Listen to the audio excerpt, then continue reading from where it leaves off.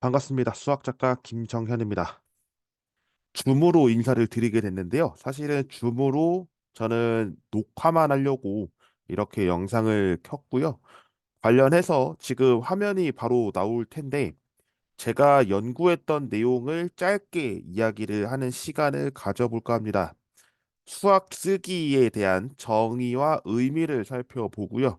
다음 시간에 역량과 관련한 이야기를 좀 하겠습니다. 그렇게 해서 저는 이번 영상을 1부와 2부로 나눠서 진행하고자 하고요. 좀 더 세부적인 내용을 듣고 싶다라고 하시면 풀 영상이 있으니까 그 내용 참고해 주시면 감사하겠습니다. 먼저 수학 쓰기란 무엇인지에 대한 이야기를 해보겠습니다. 일단 이것부터 얘기를 드려야 될 것 같아요. 수학 쓰기가 정의됐던 시점은 1977년 기슬린에 의해서 나타났다라고 하는데요. 저희는 이제 문헌 분석을 통해서 먼저 수학 쓰기가 어떻게 정의되어 있는지를 살펴봤고, 그러고 나서 이제 2부에서 설명드릴 역량과 관련된 이야기를 좀 했었습니다. 이론적 배경이에요. 그리고 나서 이제 미래에서도 쓰기가 그래서 중요하다. 그리고 실험적인 내용을 좀 덧붙여서 이제 설명을 드렸었고요. 그와 관련한 이야기를 오늘 그리고 다음 시간까지 설명을 해보려고 합니다.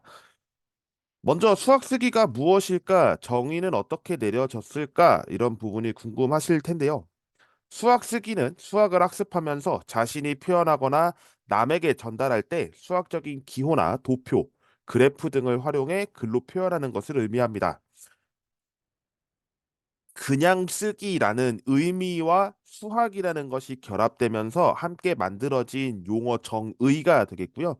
이 용어를 정의하게 된 배경에는 각 학자들이 내렸던 수학 쓰기 정의가 있었습니다. 제가 논문에서 기록했던 거는 아마 6편으로 기억을 하는데요.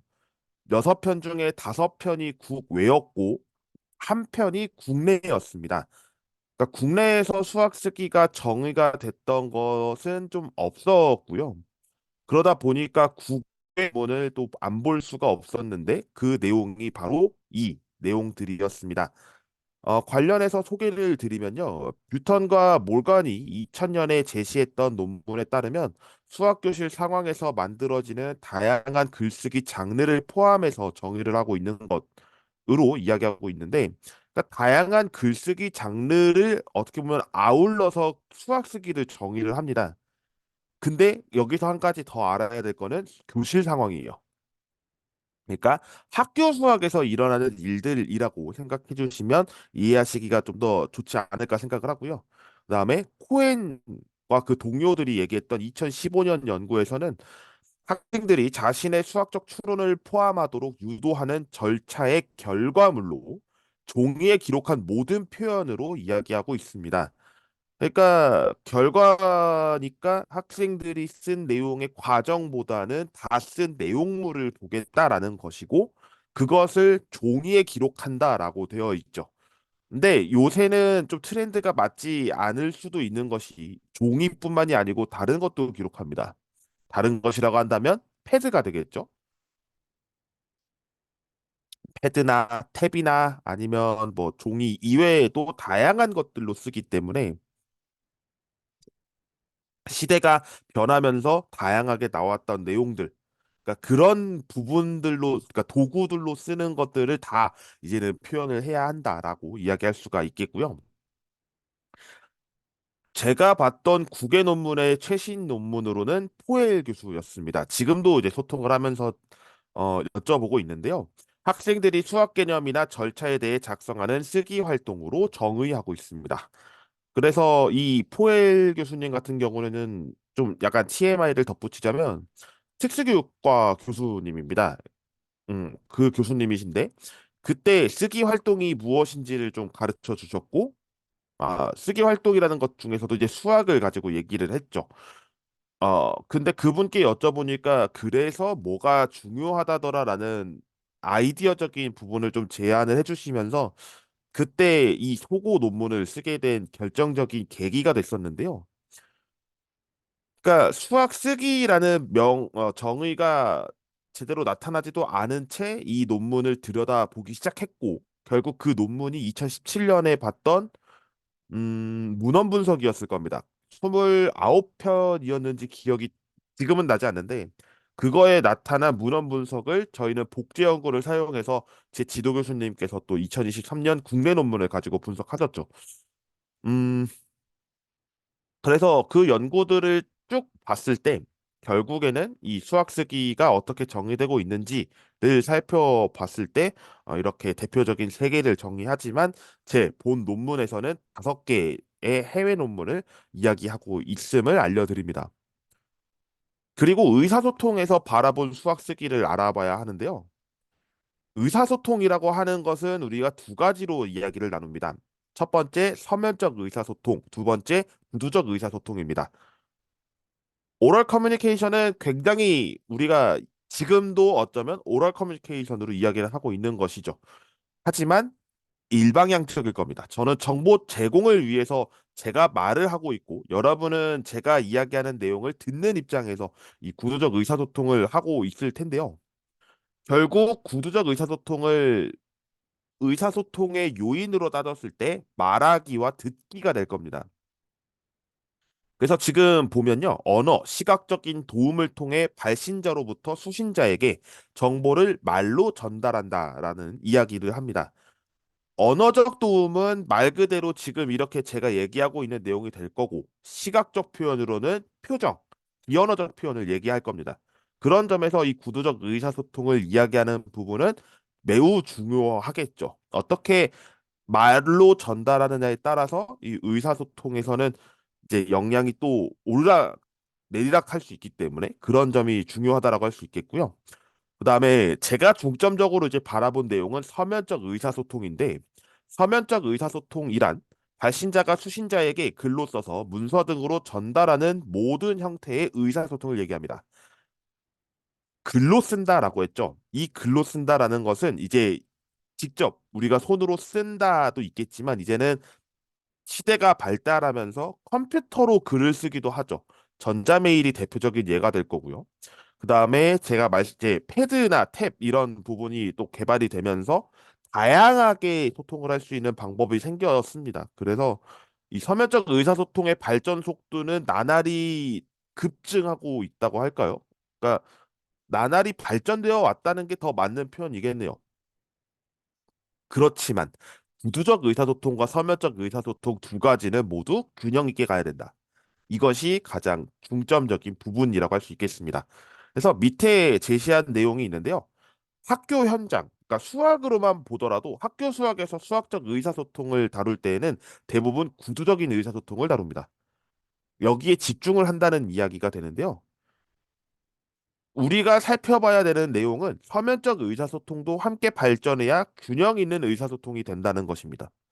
수학에서 마찬가지가 된다는 것이죠. 그러니까 수학을 통해서 뭐 여러 가지 현행 연구들이 있습니다. 뭐 예를 들면 문제 해결이 좋아진다. 아니면 인지적인 영역, 즉 학업 성취도의 향상을 이끌어 온다.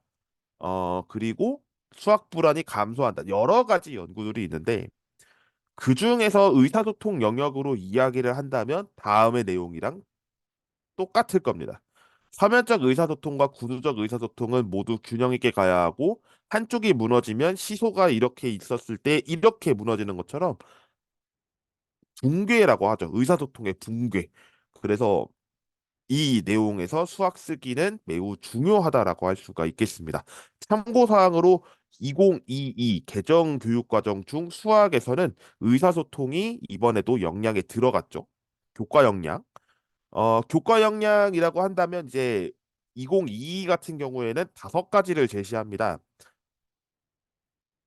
3가지가 공통이고 2가지가 이렇게 따로 분리가 되는데요. 이렇게 할까요?